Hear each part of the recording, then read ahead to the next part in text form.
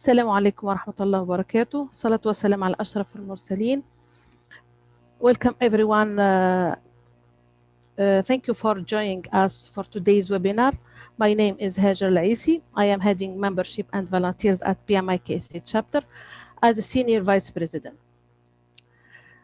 KSA Chapter contributes in the development of project management profession throughout Kingdom of Saudi Arabia with promoting best practices and empowering practitioners by providing them with knowledge and resources. Actually, I encourage all of you to be a PMI KSA member to benefit from such privileges and other opportunities. Can you hear me, please? I can hear you, Hajar. Yeah, okay. Today we are talking about project management maturity insights presented by Engineer Salah Haswah. It is a great pleasure for me to introduce him to you. Engineer Salah Haswah is a strategic and project management consultant with over than 13 years of experience. He is one of 20 professionals worldwide with all PMI certificates. He is one of 25 significant contributors to PM Box 6th edition. He worked with PMI in USA for development of exam questions. He is approved risk management consultant by Aramco. And he is an expert facilitator with organization of PwC and KPMG. Just before we get started, if you have any question during the presentation, please type them in the question box QA in your control panel. We will also have time for questions at the end of the session. Now, we will turn the time over to Engineer Salah Haswah, who is going to talk about project management maturity insight. So please, Engineer Salah Haswah, you are welcome. You can start and take you the mic. Thank you, Hajar. Assalamu alaikum. Hello, everyone. And I thank you for attending this webinar. It's my pleasure to be your presenter for today. So the first thing I would like to talk about is the topic itself, the title, Project Management Maturity Insights. And why did I choose this topic in specific? Now, when PMI KSA asked me for a suggested topic to present, I was thinking of a topic that nobody is talking about that much nowadays, because you can see what is being circulated, mainly some sort of available information, such as agile, or we're talking about waterfall, the differences, project management in traditional way, and so on. So I wanted to choose something that is not so many people are talking about. That's one thing. Another thing, here we're talking about project management maturity insights. Here we're talking about my own personal insights on project management maturity within the region. And this is something, you know, comes from experience, and this is something I believe that would be valuable and beneficial for everyone. And therefore, I thought that this topic would be very interesting for most of the people. And I believe since we are now developing countries within the field of project management, the maturity to this field comes as something crucial and essential, because everybody nowadays working toward that goal is achieving this maturity. And therefore, this makes this topic modern. This topic makes it more related to our time and work and careers, and I believe it will be beneficial. So I hope everyone would enjoy that. Okay, so first of all, what is project management maturity? So when we're talking about the project management maturity, it's the capability of the organization to make sure there is a systematic approach on handling, managing projects across the organization, and even be able to develop it, optimize it in the best way to get return on investment. That's project management maturity.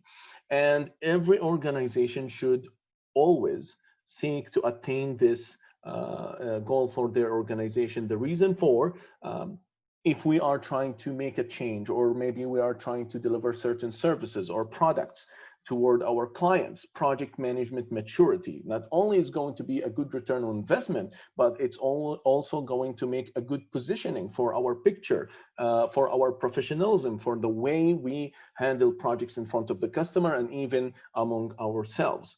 In fact, I notice some of the organizations suffer when it comes to the project management maturity, and it affects the clients, and it reduces and declines the customer satisfaction, which eventually this means lack of sustainability for the business in the future, and also less market share. And this actually, I've seen it happen in multiple industries, including in telecom, whether we're talking about also in IT and all that. So project management maturity should be always the goal for every organization, whether they are doing it as a service provided for external customers, or whether they're doing it for inside the organization. Now, we have multiple maturity models, starting with the capability maturity model integration, CMI. Now, I would like to highlight this maturity model in specific is universal. This is universal,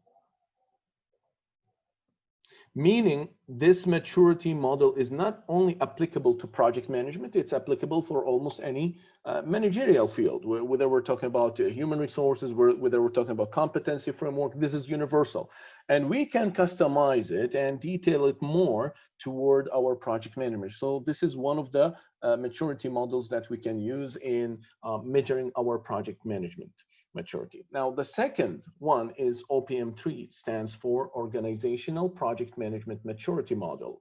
Now, this one in particular is developed by PMI, Project Management Institute, and you can find even the book or the main standard for OPM3 provided by PMI. Unfortunately, this has been, went inactive starting, I think, 2015, because before that, PMI provided this service, OPM3, to do the maturity assessment using its software.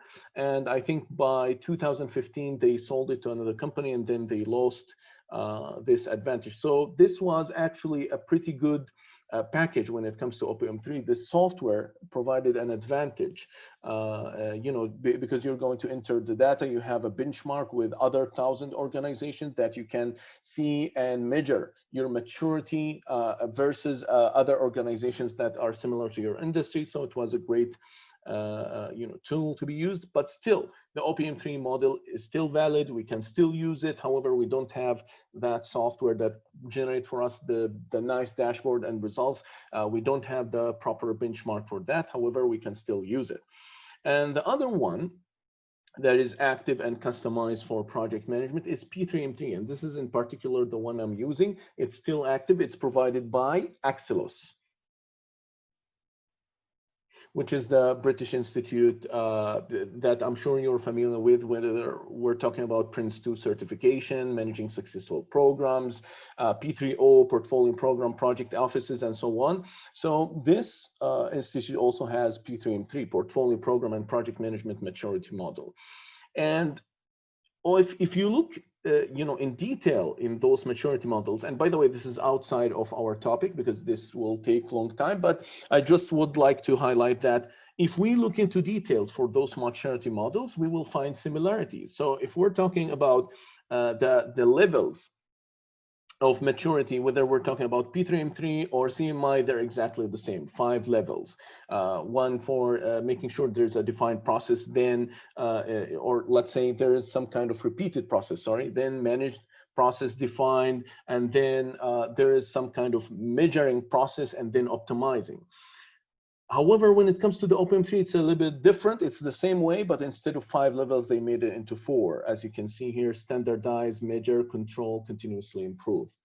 Now, what's interesting about the P3M3 is the perspectives that they have established their maturity assessment on. And as you can see, there they are. They're in small fine line right here, starting with management control, benefits management, financial management, stakeholder engagement, risk management, organizational governance, and resource management. We have 7 perspectives. Now, if we're talking about management control, we're talking about how we're following up on the project life cycle, and so on. When we're talking about benefits management, believe me, this is one of the main perspectives that I find it the weakest in most of the organizations.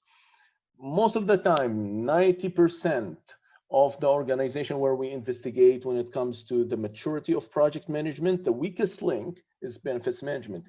Even though, despite the fact, benefits management should be the main concern of any organization, because this is how you can reap the value from projects. This is how you make sure that the projects are not just delivered and then put over the shelves, but rather we follow it up until the point we get a real enhancement to our business as usual and operation. And then we have financial management, which I do notice some organizations still struggle with that, and on how they itemize the budget and make sure the cash flow is managed throughout the project life cycle. Stakeholder engagement. Stakeholder engagement, here we're talking about the logical part, how we organize, how we identify the stakeholders, how we engage with them, how we plan to engage with them, and so on. We have risk management, and when we're talking about risk, it's actually embedded in everything we do, because we live in a universe full of uncertainty, and therefore this is actually one of the essential pillars of the maturity assessment. We have organizational governance, where we try to make sure there's strategic alignment. This is the second weakest a perspective that I find in organizations, organization governance, which in other words, more of strategic alignments. Many organizations fail to make sure to choose the right projects that best serve their strategy. They don't have the right formula to do so. They don't have the proper framework to make it systemized. So this is actually one of the pain points I also notice. And then we have resource management. Here we're talking about human resources, we're talking about facilities, equipment, technology, all that under this perspective. Now, I'm not going to talk further about the maturity models, but rather I'm going to talk about my own personal insights of the gaps that I usually found common across the organization. But first, why the maturity of the project management is something important. And if you remember, I told in the beginning of the session, it's all about return on investment. So check this statistics from PMI Pulse of the Profession. I think it was 2019. You can find it on PMI website. It compares organizations with high maturity versus low maturity when it comes to project management. So what do we notice here? Starting from right to left, the project failures, when it comes as rate in low maturity organization, it's 21% versus 11% in high maturity. What does that mean? The project failure is doubled in low maturity. So just the fact that you're going to invest in high maturity practices within your organization, that's going to reduce your project failure by almost a half. That's really good. Second thing, scope creep. Usually the organization with low maturity suffer around 47% of scope creep. And I think in our region, it's even much higher than that. I think scope creep is one of the biggest challenges the project manager is facing in the work environment that we have within our region, versus 30% only in low maturity, in high maturity organizations. What about projects being delivered on time? We have 39% for organization with low maturity, which means below 50%, which is very bad. But we're talking about almost 70% higher when it comes high maturity. It's 63%. That's really good compared to the low maturity one.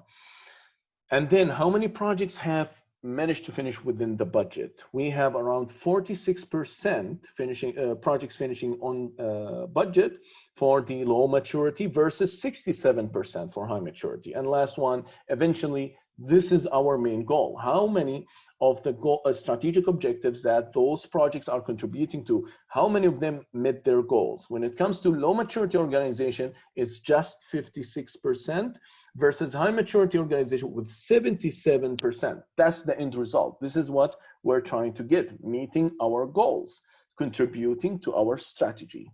Okay, so this is why the maturity, the project management maturity is something really important and we need to focus on, because obviously from those statistics that we have right in front of us, it gives us a really good return on investment.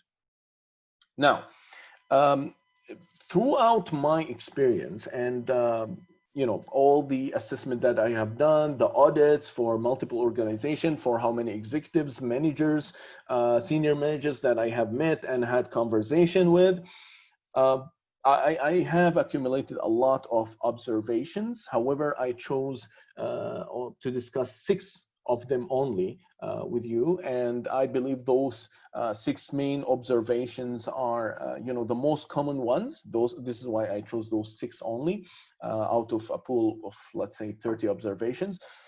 And I believe this is something that most of you can relate to, and therefore this is something you can start to work on within your organization. Now, those 6 main observations are misleading culture. This is actually one of the top, let's say, gaps main, what's the word, problematic obstacle that we can have toward project management maturity. Also partially utilized tools, and here we're talking about the technology, whether we're talking about APM software, Clarity, whatever platform we're trying to use, even if we're talking about simple spreadsheets like Excel and so on, we are not taking good advantage of those tools when it comes to project management, and this actually affects our maturity by the end.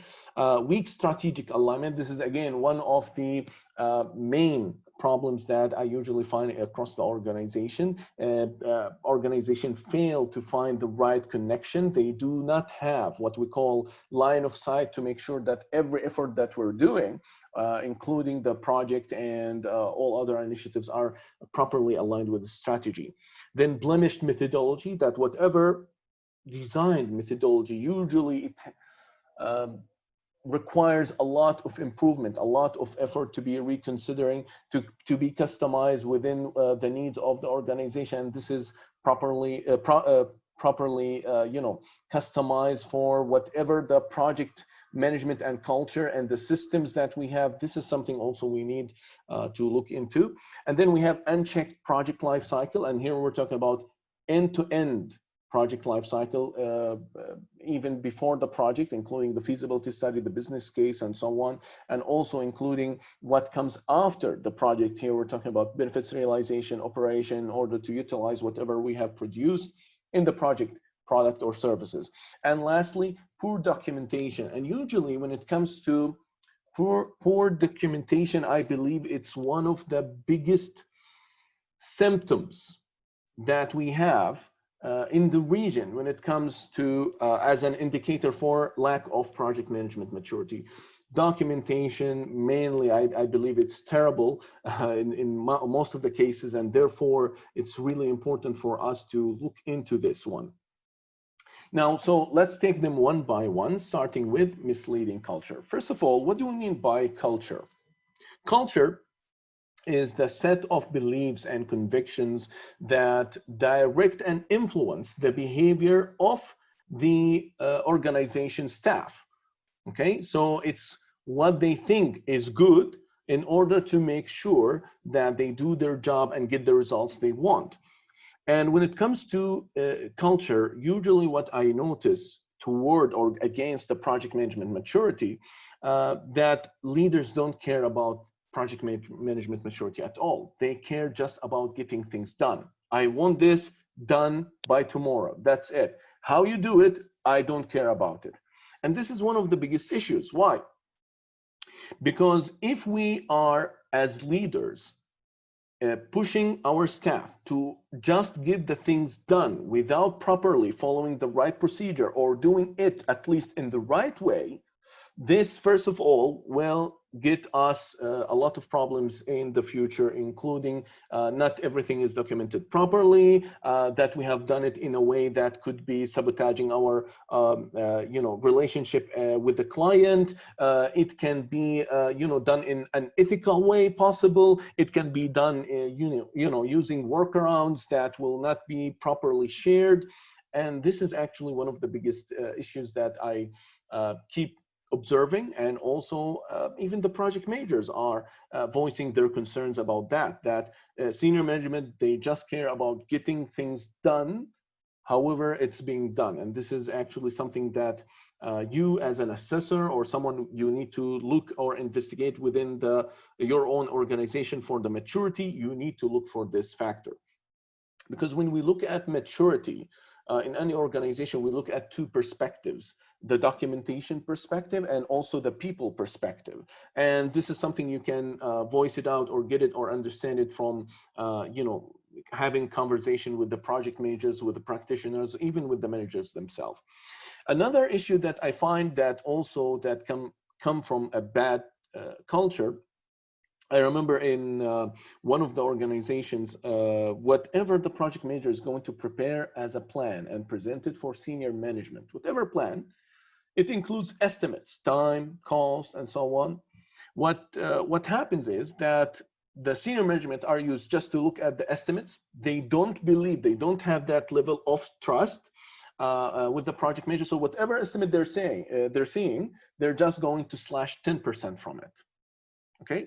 Now, this behavior encouraged the project manager to do a workaround against it.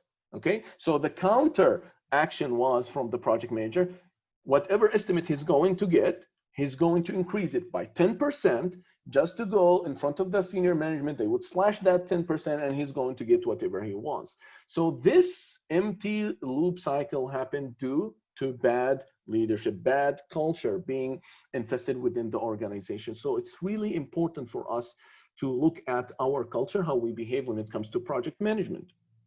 Another thing, is it important for us to deliver the project to our client by hook or crook, or make sure that the customer is satisfied? That's the main point that we need to focus here. Now, if the leadership is focusing on, I just want to deliver my project, I want to get the payment from the customer, that's it, bye-bye, that's short-term strategy. Eventually, you're going to get your money from the client, perhaps, most probably, okay? But this customer is not going to get back to you. You're going to lose your market share, okay? Because you're going to lose this customer, and maybe also word of mouth can affect, and this later on in the future can affect pretty much. So again, whatever you want to shape in your culture is going to affect your business sustainability in the future. So if you have this problem, which actually present in every organization, however, there's different levels, how can we change culture? Here I summarized it in what I call the 4 C's: commitment, competency, consistency, and catalyst. All right, so let's start with the commitment. And here, when we're talking about commitment, here I'm talking about senior leadership. Senior leadership are the main factor in shaping the culture within the organization. Without their commitment for a certain goal, this will not work. Whatever you're going to try to do in the organization, if you don't have the proper commitment from leadership, it's going to fail. Whatever we're talking about, whether we're talking about sales, whether we're talking about the manufacturing, whether we're talking about project management, if we want to achieve something new and the senior management is not committed to it, this is going to be a failure. So the very first thing, senior management need to be clear about what they want. Are we talking about just to deliver the project, get our money, and that's it? Or are we looking for something even further? We are trying to look to get money from happy customers. We are looking in expanding our market share. So if you really believe that, not just decorated words. Actually, one of the things that I keep hearing that our organization have a new strategy, and I ask him, okay, how do you think about this new strategy? It's nothing, it's just decoration.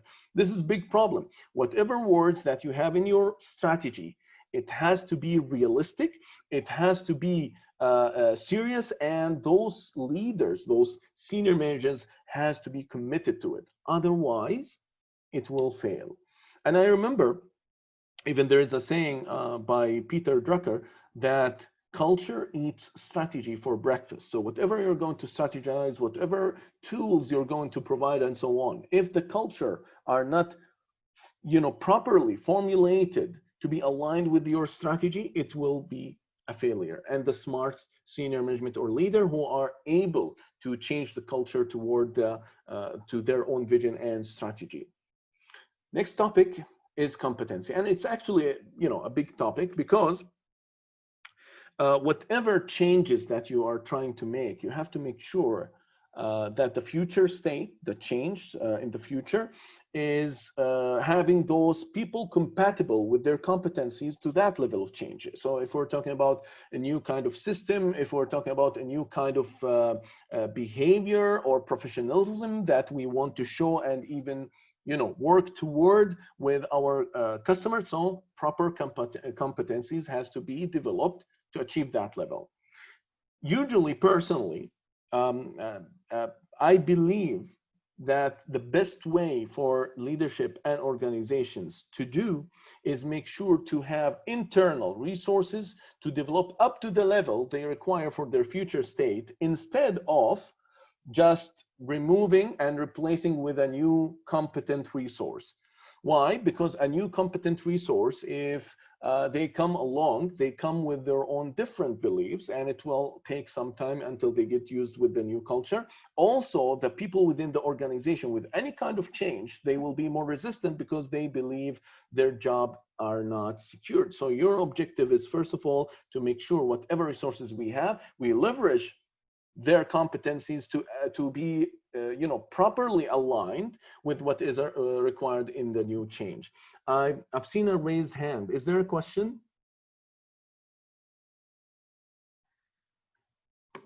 Is there a question? Yes, there is one question from Nawaf.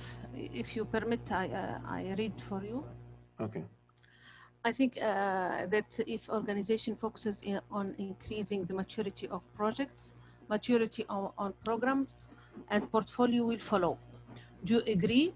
Of course, an integrated maturity study or plan is a must.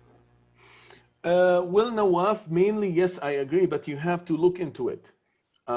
Is your organization, with their type of work and line of business, they are into the level of doing program management in a continuous way? Are they into a level where we have many projects that we need to start doing portfolio?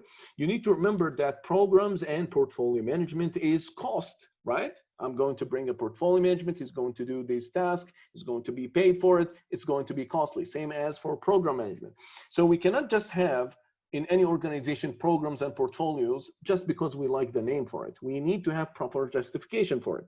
So if we're talking about organization that's still not in the size of work that reach to program or portfolio level, then project management maturity is sufficient. Now, let's assume the other way, that the organization do have proper justification for having established portfolios, programs, and projects. Then, yes, you have to start working with a proper studied plan on how to leverage the project management and program management and even portfolio management maturity.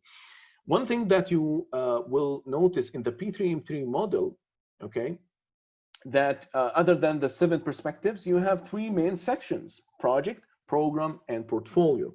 If you happen to have a maturity score of 4 in project management and 4 in portfolio, but you have maturity score 2 in program management, so your overall organizational project management maturity is down to 2. This means that those projects, program, and portfolio, they all come together. They all eventually need to be streamlined and integrated. And your maturity is as weak as your weakest section or link, which could be in project or program. So definitely I agree, it has to follow, including project and program management and portfolio, as properly within your organization with a clear plan that is realistic, that can be properly managed. I hope that answered your question. All right. So now let's get back to. By the way, we have also. Yeah, you have. Yes. Go ahead. Mohammed Saif, can you unmute yourself and ask your question? Sure. Mohammed Saif raised his hand. Just unmute yourself, or. Yeah, Mohammed Saif just raised his hand again. Mohammed, you want to speak up on the mic or write your question?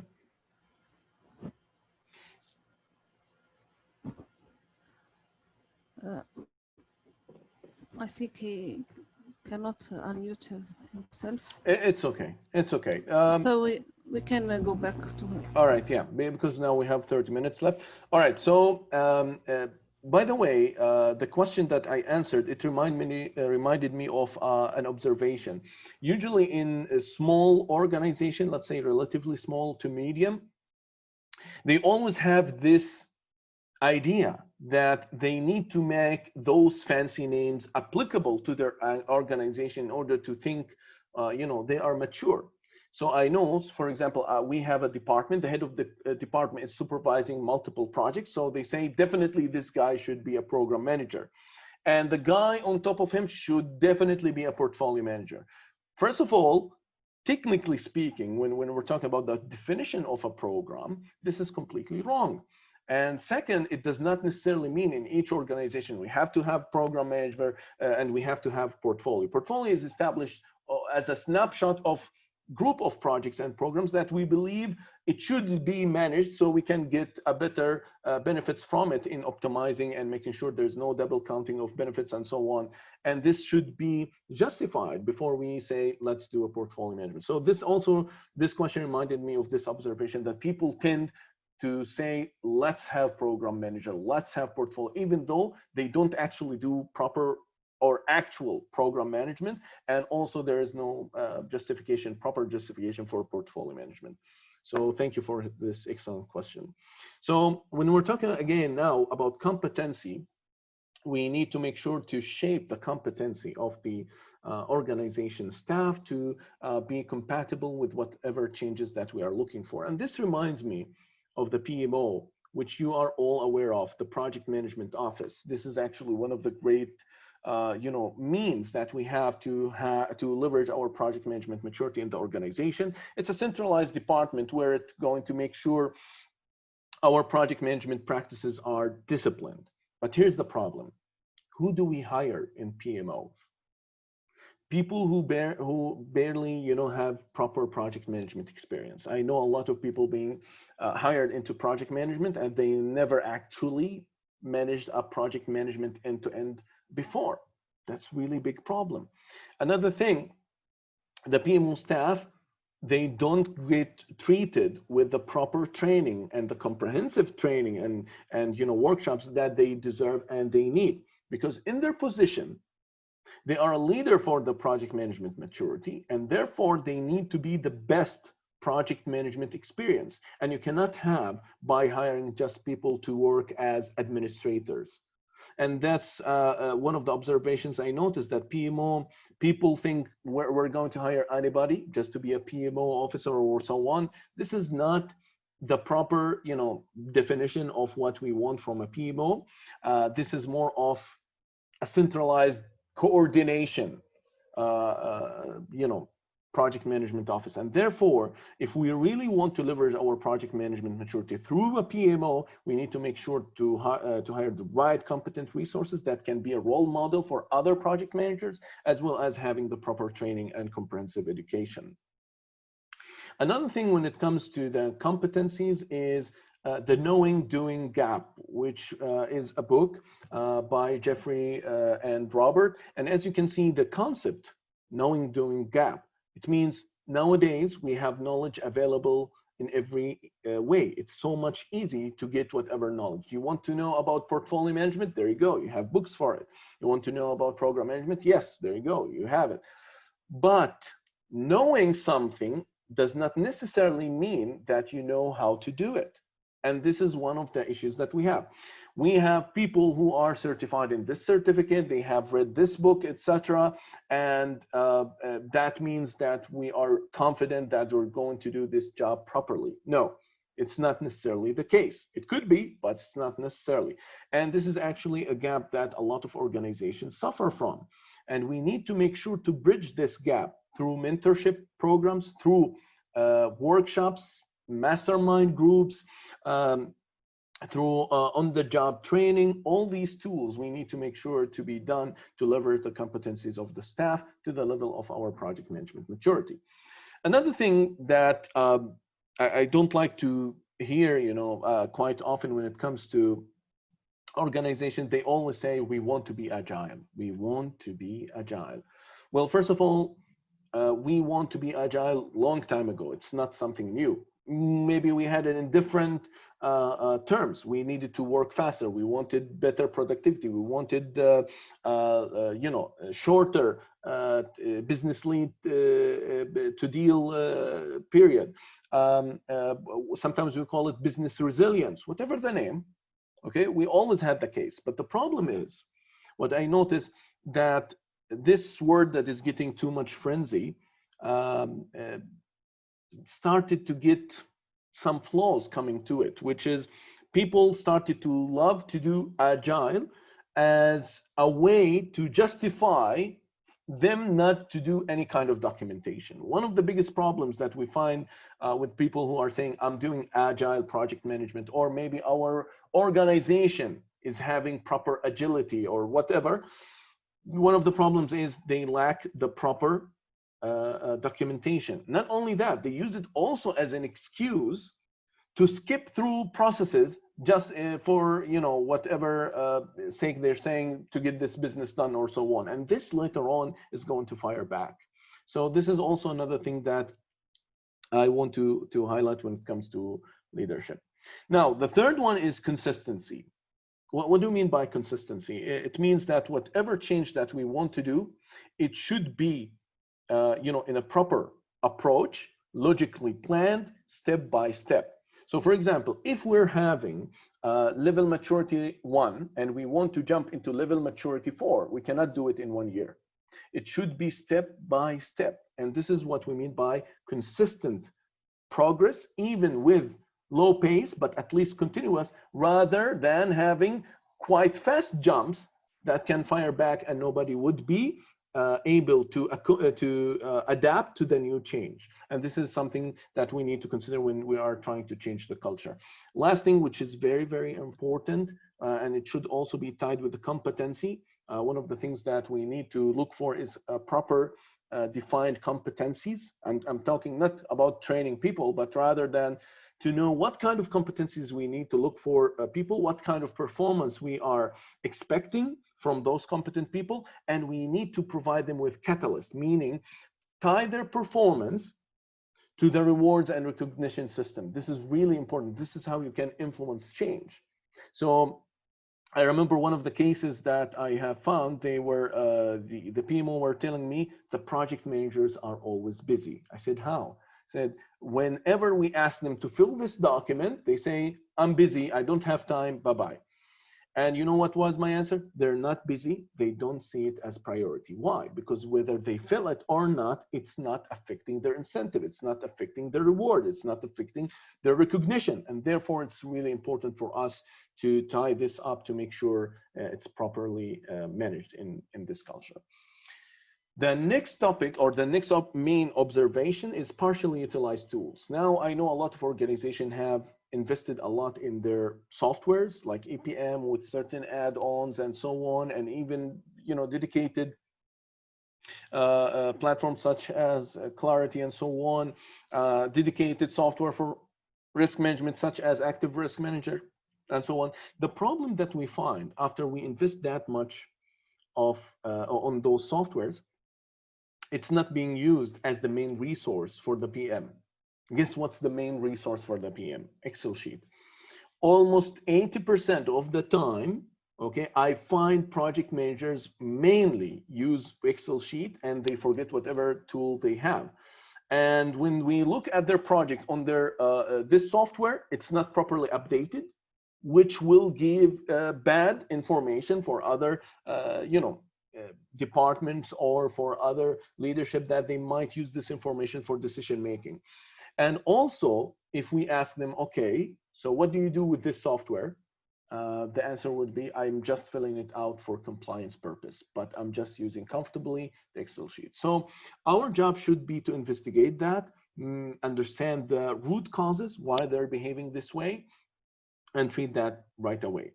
Also, many of those softwares are not properly automated. So one of the things that I noticed in certain softwares, we have a template, but this template, it's not something to be filled within the software itself. They have to download it, fill it out, and then upload it. Now, this kind of hectic job, first of all, is not effective. It's going to waste the time of the project manager. Plus, it's going to, you know, let's say, it will not be appealing for the project manager to go invest their time in using this resource or this tool as their main resource. Also, sometimes we have this EPM full of functions, full of features, how to do portfolio, how to do this proper dashboard. Unfortunately, almost 50% of those functions are not being properly utilized in the software. This is another main finding that I find in the tools and softwares. Another thing, that this tool for project management, it's not properly integrated with other systems, such as, let's say, SAP, ERP, whatever system that you have, okay, whether we're talking about for finance, whether we're talking about for booking resources. If my project management tool is not properly integrated, this gap, this missing chain link, it's going to waste my resources to follow up with the other departments just to get things done, and then take their input manually, or they take my input manually, and this will waste more time. And this actually result in overworked project managers, because, you know, the culture, the main culture that we have in the region, the project manager is one-man show. And since he's one-man show, he does not have the team, plus nothing is integrated properly, the tool is difficult for him, blah, blah, blah. All these things add up, and he barely managed to do proper documentation or proper management following compliance with the project management methodology that we have in the organization. So all things are tied up, and we need to look into these things to streamline it and make sure we make the project manager life easier. Next week, strategic alignment. And I have a lot of findings when it comes to strategic alignment, but I don't want to take much time because we don't have that much time. But first, there's not a standardized process for business cases. Most of the organizations I have not seen, maybe except couple of those organizations, they do not have standardized process for business case, how to conduct proper feasibility study, how to select the proper scenario, how to form a business case around it, and the content of this business case. Usually selecting the project comes more in an informal way rather than a properly formal way. And if it is being selected informally, emotions can play a part. It means a leader can select a specific project just because he likes it, not because it's the best option available. So that's why it's important for us to standardize the process. Another thing, if we like a project, what do? We try to look at our strategy.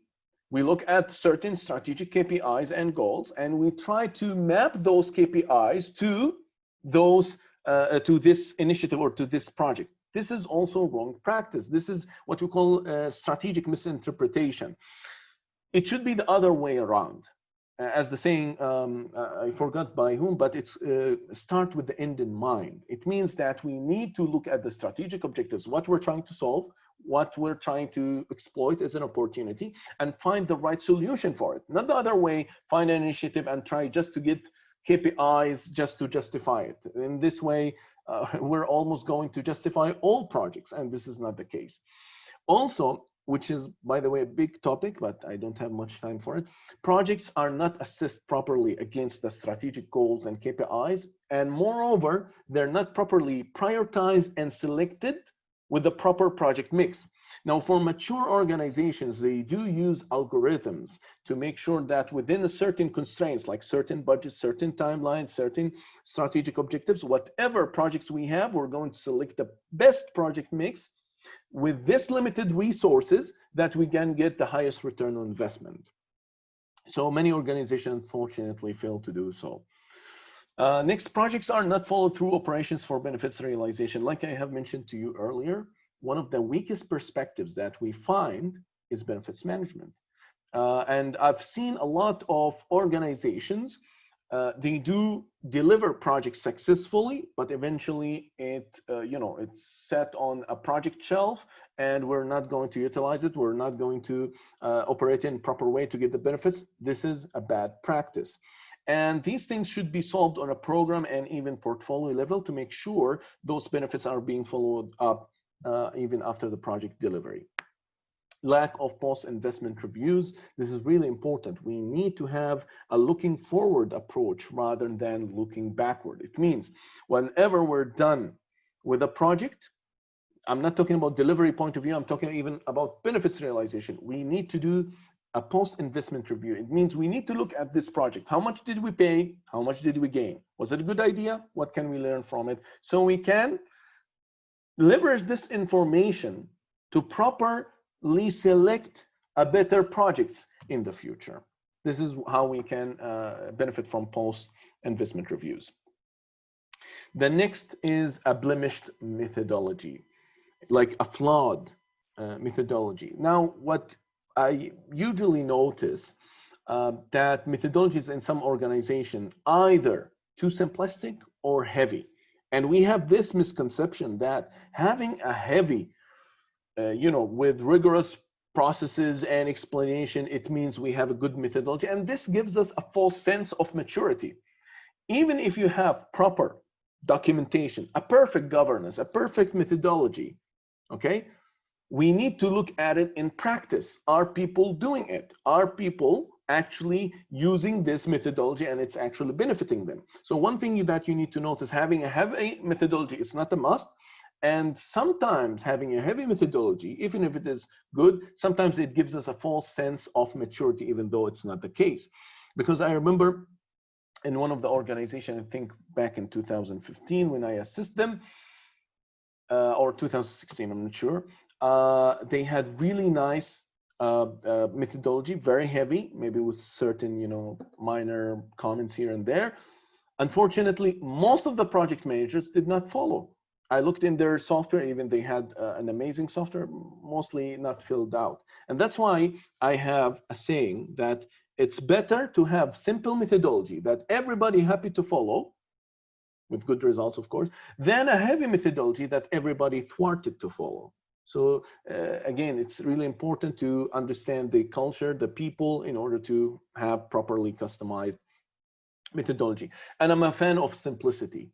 The best approach is to have a simple way to achieve what you want. The simplest way to achieve what you want, this is success. Next, having a methodology does not necessarily mean we need to be intolerable. We need to be strict. This is another thing that we need to understand. And it's not every little mistake we need to stop the project manager, put the blame, no. And also on the other hand, we should not be loose, because also that's another problem. Having a methodology, which I've seen it quite a lot, that people have a methodology and almost nobody follow, that's also a problem. Having a methodology need to have customization factors, classification for the projects. We do not have what we call one size fits for all. This is actually another misconception. Another thing, ambiguous. It's really important to have some description, some details that people can be able to follow through the documentation of the methodology and know how to apply it in real life. Also, it's really important to communicate the methodology with the project managers and every stakeholder as soon as you do an update. One of the things that I have noticed in some of the organizations, that they do an update, but they do not inform the project managers properly. And the project manager, sometimes they do their work, they fill the documentation, and then the PMO comes along and say, you know what, we already updated that, please fill it again. That's also another issue. Outdated, sometimes we do have proper methodology, but it's been 5 years, we did not customize it. Even though we had changes in our strategy, we had changes in our infrastructure with the resources, and we did not update it. So it's important to keep it under eye. Another thing is, we usually see that people who design the methodologies, they do it from one perspective, their own perspective. They do it in silos. It's really important for you, if you want to have proper methodology within the organization, to listen to all stakeholders. One of the things that I always get when I do an assessment with an organization, I always ask almost each department in the organization to have an interview or to have a survey. And people sometimes, say, no, that's too much information. You can never know where you get the right information. Sometimes I see even important information from marketing department, even when it comes to related to project management, to know the future, the customer satisfaction that is being reflected from our project management practices. So it's important for us to look at all perspectives, to listen to everyone who is involved with project management when we design the methodology. All right. Next, unchecked project life cycle. So when we're talking about a project life cycle, not only we're talking about delivery, which is usually from initiating until closing, we're also talking about pre-project, which is feasibility study, prioritization, portfolio, business case, and so on, and also post-project, which is benefits realization, doing operation, utilizing whatever product or service that we have done until we reap out all those benefits. And do you know that 15% of project failure is due to lack of project lifecycle plan? It's important to have proper project lifecycle plan, not only on a methodology level, but rather even on a technical level. We need to look at this project. If it is complex enough, we need to divide it into phases. Dividing the project lifecycle into phases, the delivery part into phases, help us to simplify the complexity of managing this project, as well as providing us with checkpoints to revalidate our project viability toward its business case. Another thing is poor compliance. I notice a lot of organizations fail in doing proper auditing. They do fail in proper auditing. The reason of doing audit, to make sure people are following the methodology. They want to make sure people are actually benefiting from those processes that are in hand, because whatever process that you have designed or you have in place, it comes with a cost. Following a process comes with a cost. So we need to make sure this process, with its cost, it's still getting us better return on investment. Next is having improper KPIs, whether we're talking about project investment side, okay, or whether we're talking about project delivery side, because usually how we measure project delivery side, we look at the completion of scope, on time, on budget, on quality. But when we're talking about investment side, we look at benefits versus cost, right? So it's really important for us to establish proper KPIs so leadership and project managers can be able to follow and make sure we maintain a viable project in order to best support the business. Next, poor documentation. Like I mentioned, this is one of the biggest symptoms that I find that is an indicator of weak maturity, project management maturity in the organization. Poor documentation. First of all, sometimes in many projects, we have absence of essential documents. Like we have in our process, we need to have a project charter. In some projects, they don't have project charter. Fine. Okay, in some projects, they even lack the plan. Where's the plan? It's not in the software. It's not shared with anyone. That's also another problem. And even if we have documents, sometimes it's not inclusive to sufficient details. I remember one really clear, I think it was back in 2015, I was auditing a risk register. And I found with one of project managers have documented 2 risks in his project. The first risk, it was, I think, permits. The second risk, it was materials. And I asked the project manager, what are those risks? I don't understand. What are those risks? He simply said, it was 2 years ago. I don't remember myself. That's terrible. If the project manager himself does not remember what he has documented, how do you expect you're going to benefit anybody from documentation? The main purpose of documentation is knowledge transfer across the organization staff. This is how we develop the learning organization. And if we don't do with sufficient details, definitely we're not going to share the knowledge properly. And whenever this person moves out to another organization, he's going to take his knowledge with him. And therefore, what we will have remaining? Nothing. Next, poor quality content. Sometimes even when they write the risk statement, It's poorly written. There are certain guidelines on how to write an issue, how to write a change, how to write risk, how to do a proper estimation. And all these things need to have proper training, proper workshops to make sure that we have a good quality of content for our documentation. Next, unutilized lessons learned. This is really major topic that we need to focus on. We always hear about lessons learned, and even in some organization I see that they fill out this sheet that is called lessons learned, but guess what? Nobody uses it. Nobody. So what's the point? Why are we documenting lessons learned? We need to make sure for any project manager, before he gets into a new project, he look back into the lessons learned and try to leverage from it to help him in the project. And if you want to know if your organization is suffering from poor documentation, you need to ask yourself this question. If I'm in midway of the project and I want to do handover, would it be something people are happy to have a handover? The answer, mostly from what we see, no.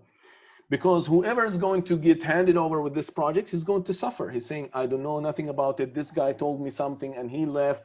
We don't have proper documentation. I did not understand this problem, etc. This is how you can understand if you have a main problem with documentation. In conclusion, I have summarized certain conclusion points for you. First of all, project management maturity is never ending improvement task. Even if we get score 5, it does not end. You need to keep improving just to maintain it. Next, listen to the project managers and voice their concerns and challenges. This is very important. Third, what works in an organization does not necessarily work for another. If we heard, oh, it's amazing to have SPMO, strategy and PMO departments infused together. Maybe it works best for them, but not necessarily for you. Build a project management culture that thrives continuously for excellence, and this comes mainly starting with leadership. Next, utilize today's technology to make project management more effective. The future is technology. We're talking about AI, we're talking about data science and all that. The real advantage is to take that into consideration and automate project management as much as possible. That does not necessarily mean ignoring the role of the project manager. It means having, for example, in the far future, that a project manager can be just an AI. No. In fact, decision-making should remain with human beings, and therefore having a project manager is important. However, AI or data science can help inform the project manager to have a better quality of decision-making. Next, focus on knowledge sharing and proper documentation. This is really important for the sustainability of the organization and leveraging a sustainable outcome. And by the end, we need to remember, it's not, the project management maturity is not the destination. It's just the mean to get to the destination. What's our destination? Better return on investment. Sometimes we get caught up with the mean. We forget the point. We forget the main goal. However, you need to keep always your eye on having a higher return on investment. And my own personal advice, make sure to be as simple as possible in achieving your ROI. So thank you for listening. I think we have maybe a couple of minutes to take in questions. Sorry, I don't have much time. Please, Hajar. Yes, thank you, Engineer Salah, for that great presentation. Sure, we don't have much time late. So we have a question from Gader Muhammad. Most companies tend to have PMO, although it is not their core business. If project management is outsourced, the fear is that the expertise is lost. This is a paradox. What you do advise in such cases? Very good. So first of all, that's a good question. You need to look in to the level of project management effort that you're doing in the organization. Now, if project management is a core part of the organization operation, definitely you should not outsource it. However, I think you're asking about the case, maybe it's not that important, so maybe it's better for us to outsource it. In that case, outsource it. And definitely it comes with a price. Because if you want to establish a PMO, if you want to establish, it will be costly. You need to ramp up competencies, you need to train people, you need to change culture, blah, blah, blah. You need to do a lot of things. This comes with a cost. So you're thinking, okay, let's outsource it. It will come with less cost. I will not have the headache. Yes, this is an advantage. But the disadvantage, you're going to lose expertise. Now, how you need to balance with that, it's all based on your future vision and how you want to incorporate that level of project management effort within your future organization vision. Now, if it will come more and more, then definitely you need to let go of the outsource at the proper point and shift in toward internal. You cannot have everything. There is no perfect solution in this world, everything with advantage or disadvantage. But the idea, the trick is to find the fit and the most fit solution to your circumstances. So it's all about having your own understanding of the current situation, the future situation, and make the proper decision for that. Yes. We have a question in the chat. What from Nasser? What to do if the methodology is good and needs to be implemented, but resisted by project manager? If they don't feel they are contributors, they seem to be to resist to this methodology. Absolutely, that's actually a good point, and we have mentioned that. Remember, I told you, it's wrong to develop a methodology in silo. This is one of the biggest mistakes that we do sometimes, that we do methodology on our own and we forgot to voice the concerns of people. You need always to understand that when it comes to management, even though it's logical, but it's about people. And people have this emotional factor. People tend in their nature to resist change. So how you can mitigate that? There are many approaches like ADKAR model from ProSci. You can follow that, is or John Cotter, 8 steps for change. So we have multiple ways. However, a simple trick is do not design the methodology in isolation. Make a workshop, voice their concerns, and let them come up with answers and solutions, and they will feel it's their own solution. They cannot resist it. This is one of the small tricks that you can do. You can also steer the conversation toward what you think is best, okay? Especially if you have, back office research and you thought this is the way that should go, not the way they say, so you can steer it out in that way. However, when you all conclude to the same solution, they will be happy to follow. Okay. Many questions about the presentation. Yeah. They need that you provide them this presentation. I think it is possible to do. Yeah, no problem. Okay. Yeah. So a question from Ahmed, where we could find data related to cost estimates inside Saudi Arabia related to construction. I think it is. Okay. I think he's talking about. Okay. Yeah, I think he's talking about public access data, right? And I think we do not have that in Saudi Arabia, from what I know. But again, I'm not that much invested into construction field. However, but generally speaking, we do have consulting companies that they sell such data. I know certain interfaces and tools with heavy databases, with certain subscription that people actually, sell in order for construction company to use and benchmark their own work and make sure they have realistic estimates. But honestly, I don't know that much about it, and there could be, but I think public access data, I don't think we do have at the moment, but something commercial definitely there is. So a last question from Nawaf, is using a multi-dimensional model of process maturity assessment of the organization, is it a must? No, it's not a must. It's all depending on the size of the organization, their way of work, their culture. You might even do your own model of project management maturity without even referring to a specific model, not necessarily following OPM3, not making a multi-dimension for assessing. However, it's really good for us to take different perspectives when we're doing maturity assessment. This is, I think, is a must, because if you don't do a multi-perspective maturity assessment, you're going to miss out on the reality that is being done within the organization. Like I told you, I remember even some organization, certain departments like HR or sometimes marketing, I get valuable feedback that I don't get from project managers themselves. So it's really important to have it perspective rather than multi-dimension and multi-view of processes. Processes are not the solution themselves. They are just a mean to reach the end that we want, which people doing a good practice that result with a better return on investment. Okay. The last question, if you permit, Engineer Salah, from Harun. Can you please cover the examples and level of good documentation? Okay, I'll give you an example.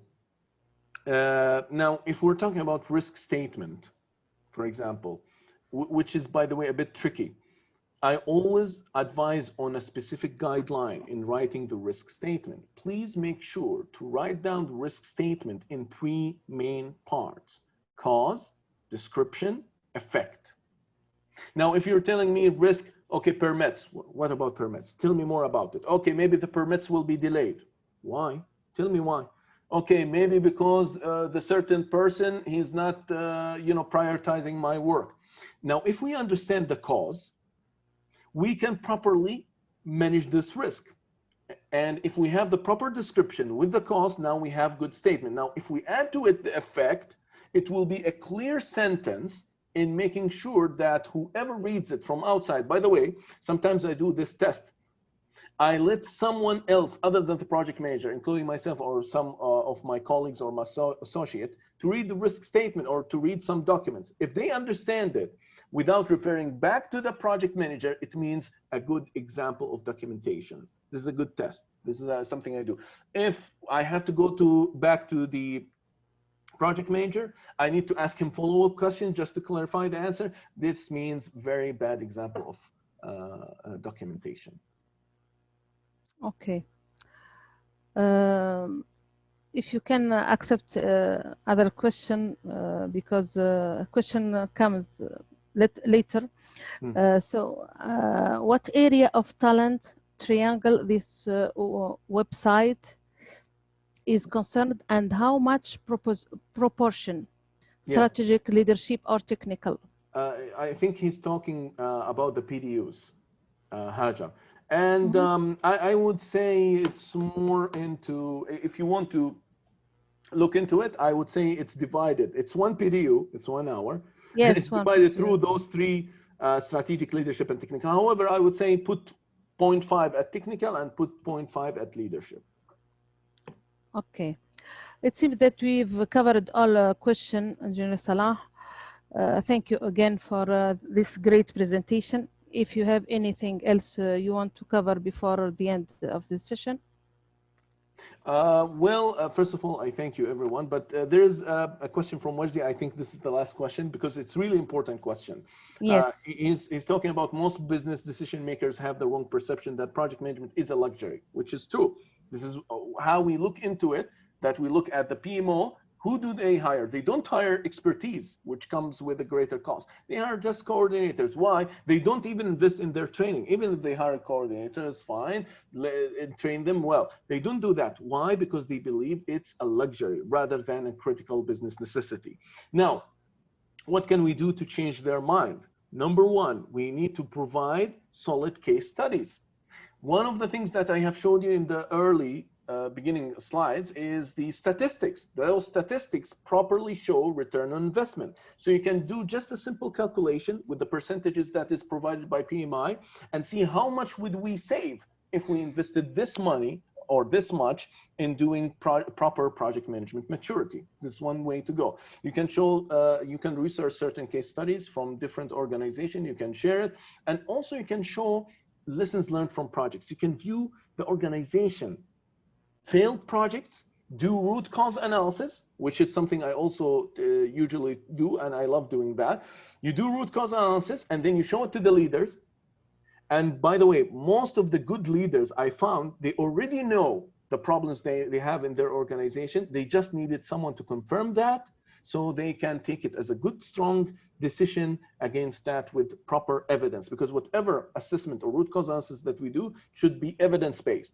So if you look into the failed projects within the organization, you do root cause analysis, this would be a stronger case for you to convince them that is not a luxury, rather it's a necessity. Yes. Thank you very much, Engineer Salah. Thank you. Great. Thank you everyone to joining us today. To know more about project management maturity and other topics related to project management, you can visit the PMI website, pmi.org, to find papers, articles, and free documentation. One survey you will send with the PDU through your emails. So thank you very much, all attendees. Thank you again, Engineer Salah, and see you next time. Thank you, Hajar, and thank you, Muhammad. Thank you, everyone. Welcome. Take care. Bye-bye. Welcome. Thank you very much. Goodbye.